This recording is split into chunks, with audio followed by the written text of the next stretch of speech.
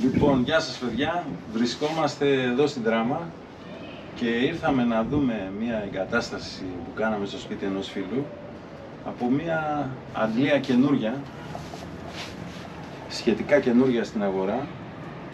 Είναι η Midea, το μοντέλο, το RAW 290 η Arctic που λέμε, και επειδή μας το ζητήσανε φίλοι να το κάνουμε ένα βίντεο, να δείξουμε αυτή την αντλία και να πούμε τι γίνεται με αυτό το μηχάνημα. Γι' αυτό και εμείς κάναμε αυτό το βίντεο, για να δείτε από κοντά πώς είναι μια τέτοια κατάσταση. Έλα Σοφία, έλα πιο εδώ. Λοιπόν, εδώ επειδή είχαμε ένα περιορισμό χώρου, δεν είχαμε πάρα πολύ χώρο, κανονίσαμε να στριμώξουμε σε μικρό χώρο όσο μπορούσαμε, όσο χώρο είχαμε διαθέσιμο, δηλαδή αυτό το κομμάτι του μπαλκονιού που είναι περίπου 1,80 επί 70-80 πόντους βάθος. Τελικά τα καταφέραμε, με τη βοήθεια βέβαια και του ιδιοκτήτη, ο οποίος είχε πολύ ωραίες ιδέες για όλα αυτά, και την βοήθεια του φίλου μας του Σάκη του Δεβρίκη, που μας έκανε τις βάσεις για την αντλία, που είναι γαλβανιζέ, και τη βάση για το buffer. Το buffer φυσικά είναι του φίλου μας του Κώστα, του Γιάνναλου, Διάννα, εγγύηση. Τον προτιμούμε τον Κώστα και τον αγαπάμε. Κώστα, φιλάκια. Λοιπόν, για να δούμε τώρα εμείς τι έχουμε κάνει εδώ. Λοιπόν, όπως φαίνεται έτσι πρώτης όψεως, έχουμε ένα κύκλωμα πρωτεύων και δευτερεύων. Έχουμε συνδεμένη δηλαδή την αντλία να πέφτει πάνω στο buffer, και μετά το buffer παίρνουμε με έναν κυκλοφορητή τον οποίο έχουμε επιλέξει, θα πούμε γιατί τον έχουμε επιλέξει και ποια ήταν τα κριτήρια επιλογής του, και από εδώ λοιπόν από το δευτερεύον κύκλωμα, με τη βοήθεια αυτού του κυκλοφορητή, στέλνουμε μέσα στο κύκλωμα των σωμάτων. Την ίδια ώρα στο πρωτεύον κύκλωμα κάναμε μία διασταύρωση και βάλαμε αυτήν την τρίωδη, έτσι ώστε το ζεστό νερό χρήσης να το παίρνει ξεχωριστά η αντλία, να μην μπερδεύεται καθόλου με τη θέρμανση. Και εδώ είναι ένα σημείο το οποίο θα το συζητήσουμε, διότι αυτό το πρόβλημα στις αντλίες θερμότητας υπάρχει σε πολλά σπίτια στην Ελλάδα. Δηλαδή, δεν έχουν φροντίσει οι εγκαταστάτες να βάλουν τρίωδες βάνες, οι οποίες ξεχωρίζουν το ζούνουχου που λέμε εμείς στη τεχνική, το ζεστό νερό χρήσης. Δεν έχουν φροντίσει να το ξεχωρίσουν εντελώς από τη θέρμανση. Και αυτό είναι μειονέκτημα, διότι αναγκάζεται έτσι με αυτόν τον τρόπο, αναγκάζουμε την αντλία μας να δουλεύει σε ψηλότερες θερμοκρασίες στα καλοριφέρ, έτσι ώστε να μπορεί να καλύπτει και το boiler ζεστού νερού χρήσης. Πράγμα λάθος εξ ολοκλήρου, γιατί έτσι σπαταλάμε και ενέργεια ηλεκτρική, η οποία κοστίζει πλέον πολύ περισσότερο από ό,τι κόστιζε παλιά, αλλά και ο συνιστόμενος σωστός τρόπος είναι αυτός, από τους ίδιους τους κατασκευαστές, το προτείνουν μέσα στα manual. Διαλέξαμε λοιπόν αυτόν τον τρόπο. Εδώ βάλαμε, ευτυχώς έμεινε λίγος χώρος κάτω από τη βάση του buffer να βάλουμε και το δοχείο διαστολής. Βάλαμε ένα δοχείο διαστολής 35 λίτρα, θεωρώ πολύ ικανοποιητικό για αυτό το σπίτι. Είναι ένα σπίτι που έχει μέσα 5 καλοριφέρ και ένα boiler 120 λίτρων, το οποίο είναι επίσης του Διάννα. Μας το κατασκεύασε ο φίλος μας ο Κώστας. Εδώ βάλαμε και δύο πανίτσες στο δευτερεύον για να μπορούμε να πλένουμε το κύκλωμα όταν και αν δούμε ότι η ποιότητα του νερού έχει πέσει, δηλαδή υπάρχει βρωμιά στο δίκτυο.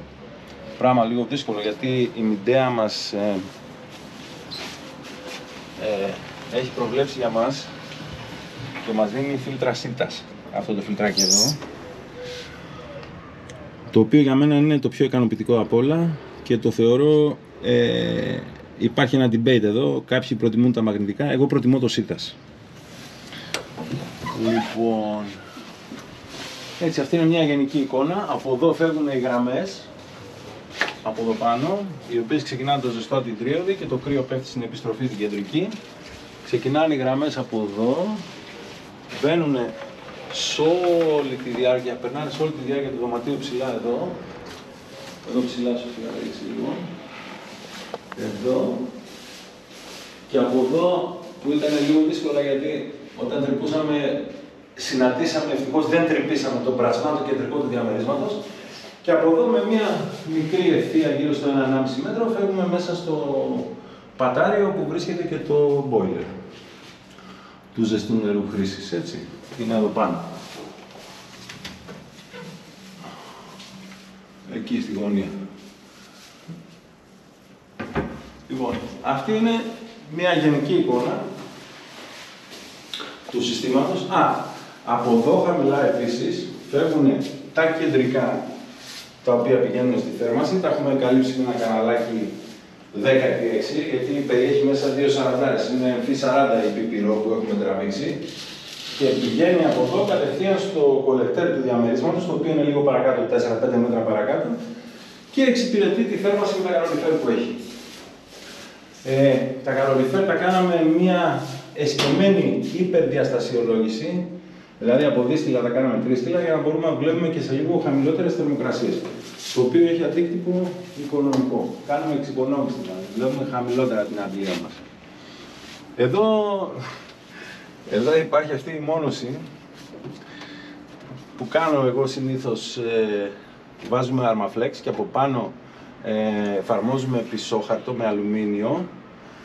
Και ο Γιάννης, βέβαια, εδώ ο διοκτήτης, έχει εφαρμόσει όλο το καλλιτεχνικό ταλέντο και το έκανε πολύ ανώτερο. Πώς δηλαδή, πρόσθεσε και ταινία αλουμινίου και έχει γίνει ένα φοβερό αποτέλεσμα. Εμένα προσωπικά μου άρεσε πάρα πολύ.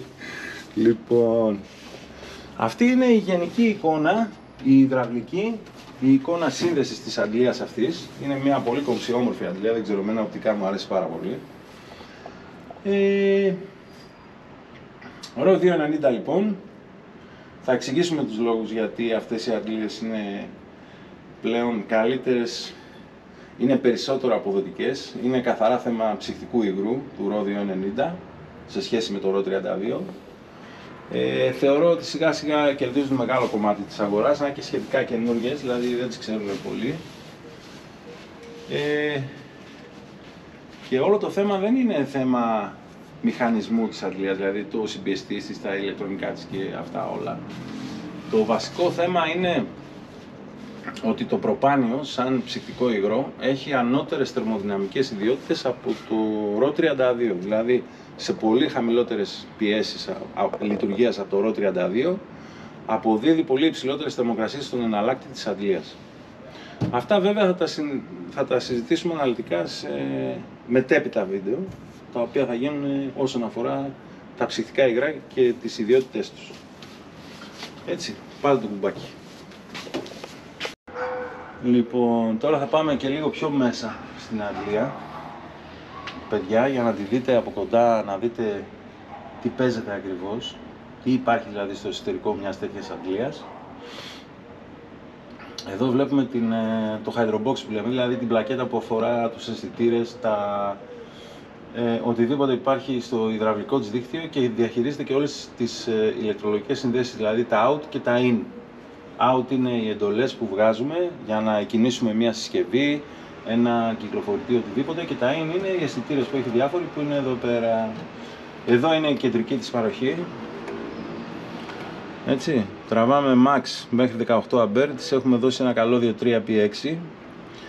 Εδώ έχουμε αντίστοιχα μία εντολή για τον κυκλοφορητή του δευτερεύοντος, δηλαδή τον κυκλοφορητή εκείνον εκεί, που αναλαμβάνει την θέρμανση του σπιτιού μέσα με τα καλοριφέρ. Και εδώ έχουμε και μία εντολή για την τρίωδη βάνα μας, δηλαδή αναλαμβάνει ανάλογα με το πώς θέλουμε εμείς, γιατί έχουμε το δικαίωμα να το κάνουμε με πολλούς τρόπους, είτε να μας ζεσταίνει το boiler αυτόματα από τη θερμοκρασία που παρακολουθεί από εδώ. Υπάρχει ένα αισθητήριο μέσα στο boiler, το οποίο παρακολουθεί την θερμοκρασία του boiler μόνιμα. Έτσι, η αντλία είτε μας δίνει τις εξής επιλογές, είτε να το ζεσταίνουμε εμείς χειροκίνητα, όποτε θέλουμε εμείς δηλαδή, είτε αυτόματα, με δύο τρόπους. Ο ένας τρόπος είναι όταν κρυώσει, τότε ξεκινάει η αντλία και το ζεσταίνει αυτόματα μόνη της, και μάλιστα το πόσο θα κρυώσει το ορίζουμε εμείς, δηλαδή βάζουμε ένα ΔΤΤ και λέμε το θέλω στους 55 βαθμούς, βάζω και ένα ΔΤΤ 10 βαθμούς, άρα Αν το boiler δεν πάει 45 βαθμούς, η αντλία δεν το ζεσταίνει.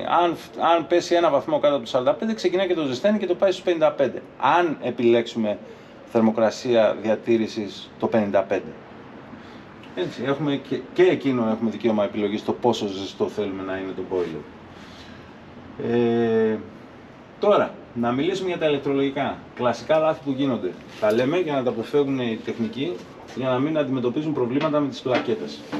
Η Midea, όπως και πολλές άλλες αντλίες, σου λέει ότι ξεχάσαμε, αυτό είναι και το λύση το καλώδιο που προπατάει μαζί με τις σωλήνες του boiler και το έχουμε μέσα στο σαλόνι. Είναι ο κεντρικός controller της αντλίας, αυτό που βρίσκει ο χρήστης μέσα στο σπίτι δηλαδή. Και φυσικά το χειριστήριο είναι και Wi-Fi. Η Midea, σαν κατασκευάστρια και πολλές άλλες εταιρείες, σου λένε ότι εδώ έχει μια έξοδο η οποία σου αναλαμβάνει, ας πούμε, τον κυκλοφορητή. Έτσι. Λοιπόν, η έξοδος αυτή όμως, σου λέει η Midea, είναι μισό αμπέρ. Δηλαδή η προδιαγραφή της από εδώ σου λέει θα παίρνεις μισό αμπέρ ρεύμα. Εάν πάρεις παραπάνω, η πλακέτα έχει πρόβλημα. Το ίδιο σου λέει και για την τρίωδη. Οπότε τι κάνουμε εμείς για να αποφύγουμε αυτά τα προβλήματα? Έχουμε στήσει εδώ πέρα ένα πινακάκι, στο οποίο έχουμε βάλει το κεντρικό διακόπτη της αντλίας, ένα διπολικό στα 32 αμπέρ, ο οποίος είναι υπερβολή βέβαια, γιατί πάνω από 15 αμπέρ δεν πρόκειται να τραβήξει η αντλία αυτή ποτέ. Έχουμε μια ασφάλεια γενική που τη χρησιμοποιούμε για αυτή την πρίζα. Ο Γιάννης έχει ένα σύρματο χειριστήριο που αναλαμβάνει κάτω στον καράζ του κάποια πράγματα. Και έχουμε βάλει και δύο ρελεδάκια εδώ, τα οποία ρελεδάκια παίρνουν αυτή την εντολή στα ποινία τους του μισού αμπέρ και μας οπλίζουν αντίστοιχα τον κυκλοφορητή. Δηλαδή έχουμε πάρει εξωτερικό φορτίο για να δώσουμε ρεύμα στον κυκλοφορητή και στην τρίωδη. Και έτσι αποφεύγουμε την επιβάρυνση στην πλακέτα. Έτσι. Λοιπόν, αυτό. Τώρα, αυτό είναι πολύ βασικό για όλους τους εγκαταστάτες. Εάν γίνονται τέτοια λάθη και τις εξόδους δεν τις χρησιμοποιούμε στα ποινία από κάποιο ρελέ, τότε επιβαρύνουμε τις πλακέτες και έτσι δημιουργούνται πολλά προβλήματα. Λοιπόν, πάμε τώρα να δούμε κάτι άλλο. Οι αντλίες προπανίου, σαν προδιαγραφή ασφαλείας, όπως βλέπετε, το καπάκι εδώ, που κλείνει το hydrobox, που έχει μέσα ηλεκτρολογικές συνδέσεις, διάφορες κεντρικές παροχές κτλ. Έχει τσιμούχα καουτσούκ και έτσι όταν το κλείνουμε σφραγίζει εντελώς. Το ίδιο συμβαίνει και με την πλακέτα του inverter, Σοφία λίγο χαμηλά να το δείξουμε, η οποία είναι τύπου βαλιτσάκι. Για φέρε λίγο να φανεί. Φαίνεται το χερούλι εκεί που είναι πάνω στο... Αυτό το κέλυφος είναι από χυτό αλουμίνιο και μέσα είναι σφραγισμένη η πλακέτα του inverter. Όλες οι συνδέσεις είναι κλειστού αεροστεγούς τύπου και έτσι όταν θέλεις να πάρεις το inverter για να κάνεις κάποια ψυχτική εργασία στην αντλία, ξεκουμπώνεις τα μπριζάκια και το παίρνεις αυτό σαν βαλιτσάκι στο χέρι και έφυγες. Έτσι. Αυτό το έχει κάνει μόνο η Midea. Γι' αυτό και πάντα λέω ότι είναι από τις αγαπημένες μου αντλίες. Λοιπόν, οπότε και με τους τυπιοφλήπτες που είναι αεροστεγείς, το ίδιο συμβαίνει και στο inverter εδώ, που είναι και εδώ πέρα έχουμε και περισσότερη ισχύ εδώ μέσα. Προστατεύεται η αντλία μας από σπιθυρισμό σε περίπτωση διαρροής προπανίου. Λοιπόν, άρα μιλάμε για ένα μηχάνημα απόλυτα ασφαλές και δεν υπάρχει κανένα πρόβλημα επειδή ακούγονται διάφορα για το προπάνιο. Το βγάλουμε εδώ.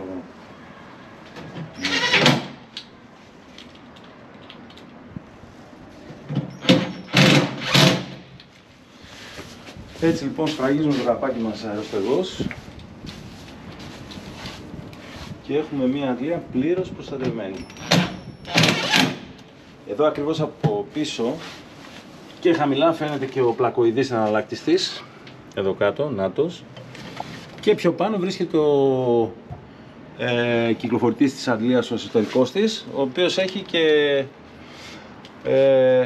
από πάνω, ακριβώς μετά την έξοδο του κυκλοφορητή, έχει και ενσωματωμένο απαερωτή. Εδώ μας δείχνει και πώς βγαίνει η πλακέτα του inverter αν χρειαστεί. Σου δείχνει ότι την αφαιρείς σαν βαλιτσάκι, έτσι, αυτό που λέγαμε πριν. Είναι κάποιες συγκεκριμένες βίδες, τις βγάζεις και τον παίρνεις στο χέρι και μπορείς πλέον μετά να κάνεις ψυχικές εργασίες χωρίς καθόλου ρεύμα στην αντλία. Έτσι, λοιπόν, μιλήσαμε λοιπόν και για το ηλεκτρολογικό κομμάτι της αντλίας. Μιλήσαμε πώς πρέπει να γίνεται η διαχείριση των εξόδων από την αντλία με τη χρήση ρελέ για να μην επιβαρύνουμε την πλακέτα, πολύ σημαντικό. Και πάμε να δούμε και μια άλλη μικροσυσκευή που βάλαμε με την παρότριση την Γιάννη, του φίλου μας. Λοιπόν, εδώ όταν περνούσαμε την αντλία είχαμε συζητήσει με τον Γιάννη για την προστασία της, γιατί στα μοντέλα RO 290 η Midea δεν συμπεριλαμβάνει όπως συμπεριλάμβανε παλιά στα μοντέλα RO 32, είχε ενσωματωμένο επιτηρητή και με ρελέ ισχύως μάλιστα, έκοβε συνολικά το ρεύμα της αντλίας και αυτό ήταν μέσα στη συσκευασία. Εδώ στη RO 290 δεν έχουμε τέτοιο πράγμα, οπότε είπαμε εμείς για να την προστατέψουμε να βάλουμε ένα επιτηρητή τάσης. Βρήκαμε έναν πολύ ωραίο επιτηρητή, ο οποίος σηκώνει και ισχύει γύρω στα 63 αμπέρ, μπορεί να περάσει ρεύμα 63 αμπέρ από αυτόν και είπαμε ότι αφού θα προστατεύσουμε την αντλία, καλό θα ήταν να προστατεύσουμε και όλο το σπίτι. Και έτσι τον έχουμε βάλει συνολικά στον κεντρικό πίνακα του σπιτιού για να προστατεύσουμε και όλες τις συσκευές του σπιτιού, τηλεοράσεις, ψυγεία, οτιδήποτε ηλεκτρονικό.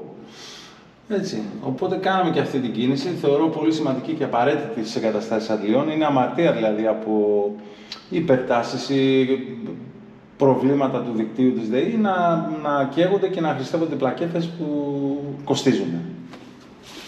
Έτσι, αυτό όσον αφορά το ρεύμα. Ήρθαμε λοιπόν μέσα στο σπίτι και βλέπουμε τώρα το χειριστήριο της αντλίας από κοντά. Σαφώς βελτιωμένο σε σχέση με τις εκδόσεις RO 32. Το άλλαξε η Midea και έκανε πολύ καλά νομίζω. Έχουμε μισό λεπτό στην κεντρική οθόνη. Έχουμε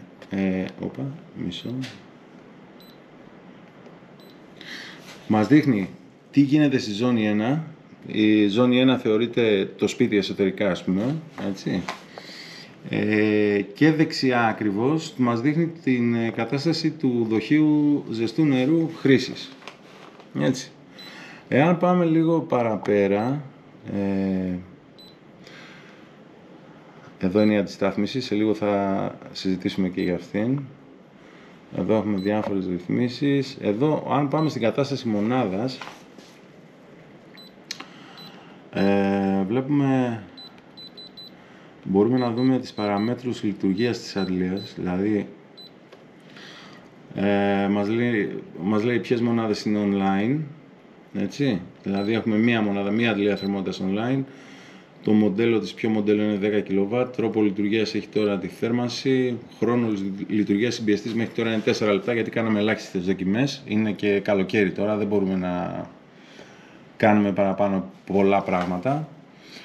Μας δείχνει τη συχνότητα συμπιεστή όταν δουλεύει, μας δείχνει τη θερμοκρασία κατάθλιψη συμπιεστή και τη θερμοκρασία αναρρόφησης του συμπιεστή. Έχει πάρα πολλά στοιχεία τα οποία αφορούν τους ψυκτικούς, αν θέλουν δηλαδή να βλέπουν σε τι κατάσταση βρίσκεται το ψυκτικό κύκλωμα, και ταυτόχρονα μας δείχνει και τις θερμοκρασίες εξόδου-εισόδου νερού στον εναλλάκτη. Μας δείχνει τη θερμοκρασία χώρου του σπιτιού, μας δείχνει την υγρασία χώρου, την πίεση νερού, τη ροή νερού που είναι σημαντικό, την τάση που υπάρχει στην εξωτερική μονάδα. Ας πούμε, μας λέει τώρα ότι έχει 216 βολτ, έτσι. Δηλαδή και χωρίς πολύμετρα μπορούμε να διαβάσουμε και να δούμε τι τάση επικρατεί στο δίκτυο. Μας δείχνει την κατανάλωση ισχύως. Μέχρι στιγμής η αντλία έχει κάψει 8 kWh. Μας δείχνει, τώρα επειδή είναι σβηστή, η τρίωδη είναι σε κατάσταση απενεργοποίησης, έτσι, είναι η SV1 η τρίωδη της. Μας δείχνει δηλαδή και σε τι κατάσταση είναι η τρίωδη. Μας δείχνει η αντλία 0 είναι η αντλία που αφορά το δευτερεύον κύκλωμα, δηλαδή που στέλνει τα νερά στα καλωριφέρα. Αυτή τη στιγμή δεν λειτουργεί, απενεργοποιημένη, σωστό. Και πάρα πολλά άλλα στοιχεία. Δηλαδή, συνολικός χρόνος λειτουργίας της αντλίας δούλεψε μόνο 2 ώρες και έκαψε 8 κιλοβατόρες, ζεσταίνοντας τον boiler δηλαδή συνολικά.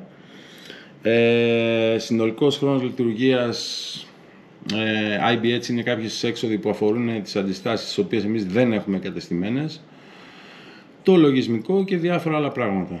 Λοιπόν, τώρα, εάν πάμε πίσω και έρθουμε εδώ που λέει ρυθμίσεις θερμοκρασίας καιρού, εδώ έχουμε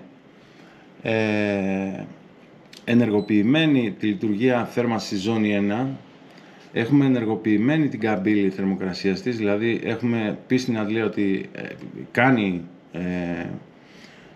αντιστάθμιση, και η αντιστάθμιση που έχουμε βάλει είναι η εξής. Εδώ φαίνεται καθαρά.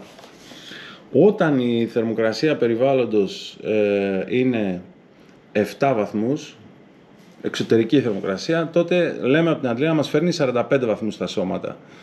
Και όταν η θερμοκρασία περιβάλλοντος είναι -5, λέμε στην αντλία μας φέρνει μέσα 55 βαθμούς στα σώματα. Η αντλία θα πάρει τώρα αυτά τα σημεία αναφοράς, θα δημιουργήσει την καμπύλη σύμφωνα με αυτά που τους έχουμε δώσει, και όταν αλλάζει η θερμοκρασία ανάλογα προσαρμόζει και την καμπύλη της, δηλαδή στους πάνω από 7 και στους κάτω από -5, χρησιμοποιώντας το βήμα που τους έχουμε δώσει. Έτσι, αυτό είναι πολύ σημαντικό, γιατί δεν χρειάζεται εμείς να ρυθμίζουμε τη θερμοκρασία νερού συνέχεια. Η αντλία, παρακολουθώντας τις συνθήκες περιβάλλοντος, προσαρμόζει μόνη της τη θερμοκρασία νερού που στέλνει στα σώματα, βάσει της ρύθμισης που έχουμε κάνει εμείς. Αυτό το λέμε αντιστάθμιση. Λοιπόν, και φυσικά, μισό λεπτό, φυσικά η Midea, αυτό είναι μια πατέντα της Midea, ταυτόχρονα με την αντιστάθμιση παρακολουθεί και τη θερμοκρασία χώρου. Δηλαδή, αν εμείς τις έχουμε ορίσει 22 βαθμούς θερμοκρασία χώρου και εφαρμόζοντας αυτή την καμπύλη διότι την ξεπερνάμε, τότε η αντλία κόβει, σταματάει. Έτσι. Έχουμε και αυτό το επιπλέον, έχουμε και ένα τρίτο στοιχείο δηλαδή για να αντισταθμίζει η αντλία το πώς θα δουλεύει. Τώρα για τις ρυθμίσεις ζεστού νερού, η απολύμαση της είναι ενεργοποιημένη, δηλαδή η λειτουργία αντιλεζιονέλας. Το γρήγορο ζουνχού δεν το έχουμε ενεργοποιημένο. Επίσης έχει και επιλογή, αν έχεις με αντιστάσεις, να σου τις ενεργοποιεί η αντλία. Έτσι. Βέβαια εμείς, επειδή δεν έχουμε αντιστάσεις, δεν το έχουμε και τσεκαρισμένο. Λοιπόν, επίσης εδώ είναι ναι, όχι, την κατάσταση την έχουμε δει. Η λειτουργία που έχουμε εμείς αυτή τη στιγμή είναι θέρμασης και έχουμε επιλογές μεταξύ θέρμασης, ότο και ψήξης. Έτσι. Και στις τρεις επιλογές ισχύει η αντιστάθμιση. Δηλαδή, αντιστάθμιση μπορούμε να εφαρμόσουμε και στην ψήξη, που κάποιες αντλίες υπόλοιπες δεν έχουν αντιστάθμιση στην ψήξη. Η Midea στο παρέχει και στην ψήξη. Έτσι. Λοιπόν, είμαστε στη θέρμαση, είπαμε. Λειτουργία θέρμασης. Οκ. Αυτά λοιπόν με μια γενική ματιά. Υπάρχουν και δεκάδες άλλες ρυθμίσεις μέσα, τις οποίες μπορούμε να τις δούμε αναλυτικά. Το θέμα είναι και ένα χαρακτηριστικό που είδα, και υπάρχει διαφορά ανάμεσα στις αντλίες RO 290 με τις RO 32, ότι μας ζεσταίνουν τα boiler του ζεστού νερού χρήσης πάρα πολύ γρήγορα. Είναι εντυπωσιακό πραγματικά, δηλαδή αυτό το boiler το 120 λίτρα το ζεσταίνει σε 5 λεπτά. Τα 160 λίτρα που έχω δει από άλλη μάρκα, πάλι RO 290 αντλία, το ζεσταίνει σε 12 λεπτά. Είναι πάρα πολύ γρήγορες και φυσικά και η κατανάλωση ισχύως είναι καμία σχέση με αντιστάσεις και με να τις ζεσταίνεις με πετρέλαιο ή με οτιδήποτε άλλο. Ας κάνουμε λοιπόν και έναν επίλογο στο βίντεο αυτό. Μάλλον όχι επίλογο, έτσι να μιλήσουμε συγκεντρωτικά για όλα αυτά τα πράγματα που είδαμε. Αυτή είναι λοιπόν η Midea, η αντλία μας, η οποία εξηγήσαμε έτσι κάποια βασικά ατού που έχει. Δείξαμε πώς μπορούμε να τη δουλέψουμε σωστά με πρωτεύον δευτερεύον. Υπήρχε και η επιλογή να μπαίνει το buffer στην επιστροφή. Εμένα βέβαια μου αρέσει περισσότερο το πρωτεύον δευτερεύον, το θεωρώ πιο ευκίνητο. Μου δίνει πολύ περισσότερη ελευθερία και η αντλία μπορεί να δουλεύει ελεύθερα στο πρωτεύον κύκλωμα τελείως. Πράγμα το οποίο στο δευτερεύον, όταν βάζω το buffer στην επιστροφή δεν το έχω. Απλά αυξάνω τον όγκο νερού του κυκλώματος. Ενώ εδώ κερδίζω και την αυτονομία της αντλίας στο πρωτεύον. Αυτά όσον αφορά την ιδέα. Όσοι από εσάς έχετε απορίες, πολύ ευχαρίστως να τις απαντήσουμε. Θεωρώ αυτή τη στιγμή στην ελληνική αγορά υπάρχουν διάφορες επιλογές. Υπάρχει και η Sendo, υπάρχει και η Econset, υπάρχει και μια άλλη νορβηγική στην Θεσσαλονίκη. Νορβηγική, κινέζικη είναι η αντλία, όπως και όλες φυσικά η RO 32, γιατί η τεχνολογία αυτή γύρω από το RO 290 πρώτη φορά εφαρμόστηκε στην Κίνα πριν από 10-15 χρόνια. Σε αυτό ήταν πρωτοπόροι οι Κινέζοι. Και καλά κάνει οι Ευρωπαίοι επιτέλους και τη φέρανε και στην Ευρώπη, γιατί είναι κρίμα να μην αξιοποιήσει μια τέτοια τεχνολογία.